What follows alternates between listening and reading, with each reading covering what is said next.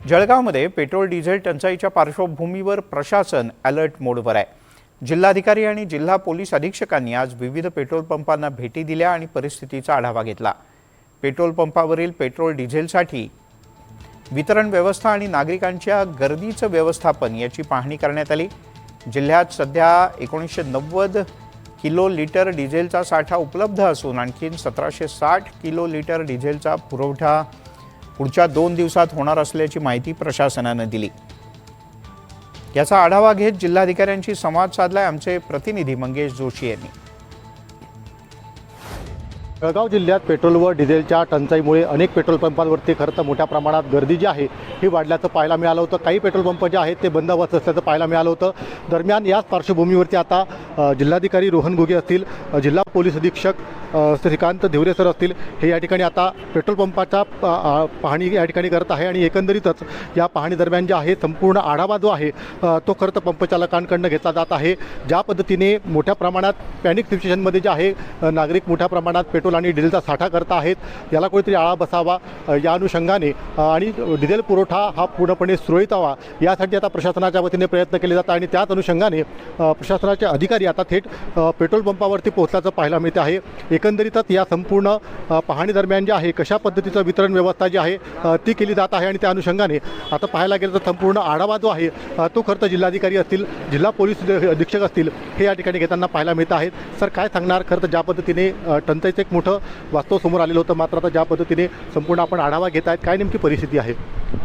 मागचे 3-4 दिवस झाले थोडंसं पॅनिक बाईंग सुरू होतं आणि त्यासाठी आपण महसूल प्रशासन असेल, पोलीस प्रशासन असेल, आपली पूर्ण सप्लायची यंत्रणा असेल, SIOज यांच्यासोबत पूर्ण रिटेल आउटलेट जेवढे काही आहेत जिल्ह्यामध्ये 371 रिटेल आउटलेट्स आहे आपल्याकडे आणि सप्लायच्या ज्या कंपन्याज आहेत म्हणजे 5 मेजर कंपनी आहेत आपल्याकडे, IOCL, BPCL, HPCL, नायरा आणि रिलायन्स, या सगळ्यांच्या सप्लाय ऑफिसर्सच्या पण आपण सेल्स ऑफिसरच्या बैठका घेतल्या।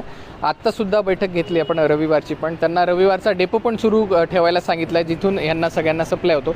त्यामुळे आता 371 पैकी आत्ता जो आम्ही सकाळचा आढावा घेतला त्याच्यामध्ये जवळपास 20 ठिकाणी डिझेलचा थोडासा सप्लायचा प्रॉब्लेम आहे। 351 ठिकाणी कुठेही काही प्रॉब्लेम नाही आहे। या 20 ठिकाणी पण संध्याकाळपर्यंत आज रविवारी पण डेपो सुरू असल्यामुळे संध्याकाळपर्यंत सप्लाय तिथे पण सुरळीत होईल। माझं सर्व नागरिकांना एवढंच आव्हान असेल की आपण पॅनिक बाईंग करू नये। आपला जर आजचा पूर्ण जर स्टॉक पोझिशन आम्ही सांगितली तर जवळपास 1990 किलो लिटर एवढी डिझेलची स्टॉक पोझिशन आपल्याकडे उपलब्ध आहे आणि 1760 किलो लिटर ट्रान्झिट साठा आपल्याकडे येणारा आहे आणि आपली जर डिमांड आपण पूर्ण जर बघितली कालची तर जवळपास ती 1500 किलो लिटरपर्यंत आपली डिमांड आहे। तर आपल्याकडे साठा पर्याप्त मात्रेमध्ये उपलब्ध आहे, येणाराही साठा पर्याप्त मात्रेमध्ये उपलब्ध आहे, परंतु अतिशय जास्त डिमांड असल्यामुळे काही ठिकाणी तो साठा पोचायला जेवढा वेळ लागेल तेवढा वेळ तो पेट्रोल पंप ड्राय असू शकतो।